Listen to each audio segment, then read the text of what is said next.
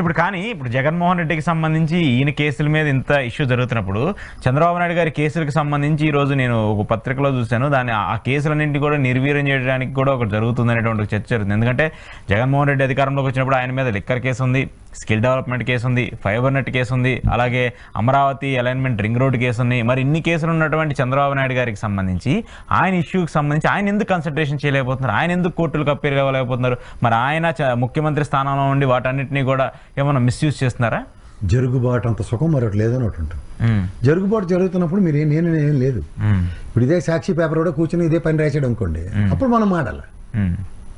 ఎన్ని స్టేలు ఉన్నాయి, ఎన్ని వికెట్ అయ్యాయి, ఎన్ని బెయిల్ మీద ఉన్నారు, ఇవన్నీ ఎవరైనా ఎప్పుడైనా డిస్కషన్ అవుతుందా?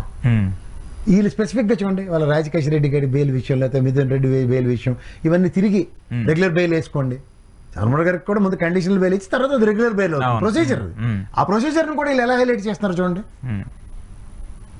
ఓకే, చంద్రబాబు గారికి ఫస్ట్ కండిషనల్ బెయిలే కదా, మీకు వెనకాల అంబులెన్స్ ఉండాలి, ఇవన్నీ కండిషన్స్ పెట్టే ఇచ్చారు కదా.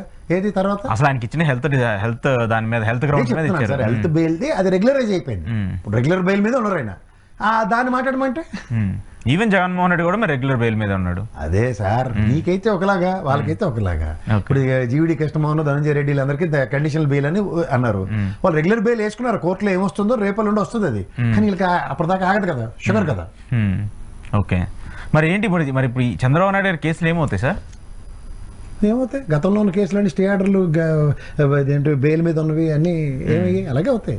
ఓకే, అలా వచ్చి ఎవడో ప్రవచనాలు చెప్తారు, సత్వరంగా న్యాయం చేయడానికి ఫాస్ట్ ట్రాక్ కోర్టులు 2 సంవత్సరాలు ఓపెన్ చేస్తాం, ఆర్థిక నేరాలని నిరోధిస్తాం.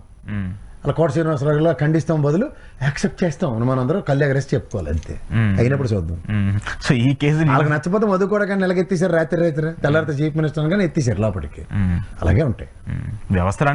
జరుగుబాటు అంటారు. జరుగుబాటు జరుగుతున్నంత కాలం మీరు నేను మాట్లాడడం అనవసరం. కానీ జగన్మోహన్ రెడ్డి కేసు మాత్రం నేను క్లియర్గా చెప్తున్నా, మీరు ఆయన జరుగుబాటు జరిపిస్తుందంటే మీ చేతకంతనం అని చెప్తాను.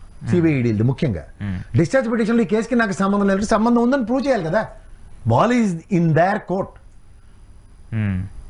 నేను షటిల్ కాక్ ఆడుతున్నాను కానీ కాక్ అలా వస్తే నేను తన్నకుండా ఉఫ్ ఉఫ్ ఉఫ్ అని ఊతూనే గాలిలోనే ఉంచుతానంటే నేనేటి చేస్తాను. అసలు నాకు సంబంధం లేదురా బాబు అని చెప్పేసి డైరెక్ట్ గా సంబంధం ఉందని చెప్పాలి కదా. 16 నెలలు జైల్లో పెట్టారు, సంబంధం ఉందనే కదా. 16 నెలలు జైలు నుంచి వచ్చిన తర్వాత రోజు కోర్టులకు దింపారు, సంబంధం ఉందనే కదా. కానీ ఇప్పుడు నాకు సంబంధం లేదని ఆయన అడుగుతున్నప్పుడు సంబంధం ఉందని ఎందుకు చెప్పలేకపోతున్నారు?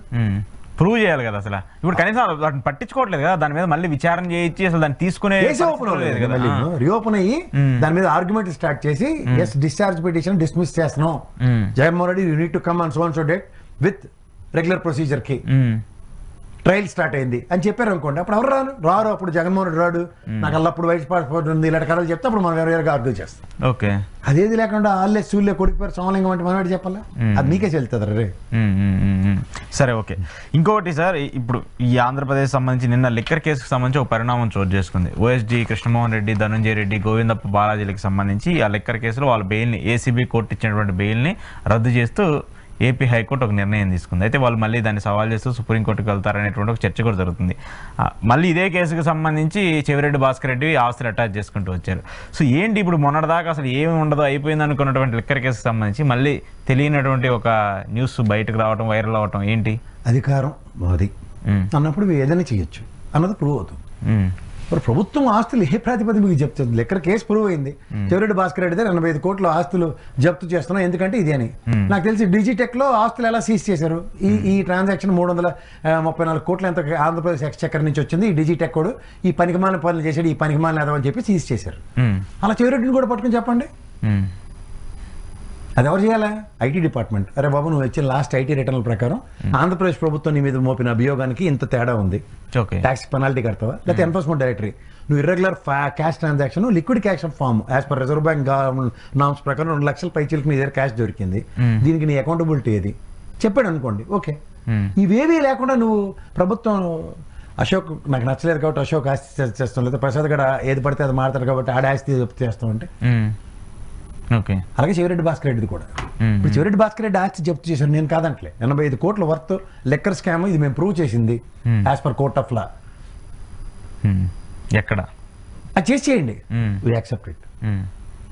అంతమించి ఏముండదు అసలు. ఇది ఏంటంటే అధికారం ఉంది కాబట్టి పెట్టాలనుకుంటే పెట్టొచ్చు, తీయాలనుకుంటే తీయొచ్చు అనే విధంగా మార్గదర్శకం ఇస్తున్నారు. రేపొద్దున అది ఖచ్చితంగా కదా సార్. ఇప్పుడు ఒక ఇండికేషన్ ని if it becomes a president what will the do? ఇప్పుడు నెక్స్ట్ గవర్నమెంట్ మారింది, కర్మగాలి అనుకుందాం. పోనీ మీరు అన్నట్టు 30 ఏళ్ళు ఉంటారు, 31 సంవత్సరం గవర్నమెంట్ మారింది.